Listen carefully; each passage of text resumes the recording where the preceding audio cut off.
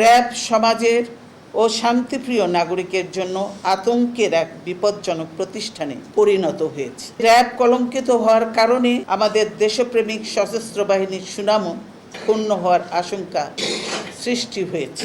জাতীয় রক্ষী বাহিনী বিলোপের মতোই র‍্যাব বিলোপ করা আজ সময়ের দাবি হয়ে উঠেছে। এর সব কিছুর জন্যই দায়ী হচ্ছে বর্তমান অবৈধ সরকার। বিচার বহির্ভূত হত্যা সম্পূর্ণভাবে বন্ধ করতে হবে। সাদা পোশাকের কোনো বাহিনীর মাধ্যমে আর কোনো অভিযান চালানো যাবে না। রাতের অন্ধকারে কোনো গ্রেফতার করা আর চলবে না। কাউকে গ্রেফতার করতে হলে সাক্ষী রেখে পুলিশ ও প্রয়োজনে ম্যাজিস্ট্রেটের উপস্থিতিতে অভিযোগ উল্লেখ করে তারপর গ্রেফতার করতে হবে। সামগ্রিক বিষয়গুলো তদন্তের জন্য আমি খ্যাতিমান আইনজীবী, জাতীয় আন্তর্জাতিক মানবাধিকার সংস্থা ও গণমাধ্যমের প্রতিনিধিদের অন্তর্ভুক্ত করে দেশবাসীর কাছে বিশ্বাসযোগ্য ও কার্যকর একটি তদন্ত কমিশন গঠনের দাবি জানাচ্ছি। এই অবৈধ সরকারকে পদত্যাগ করে একটি নির্দলীয় নিরপেক্ষ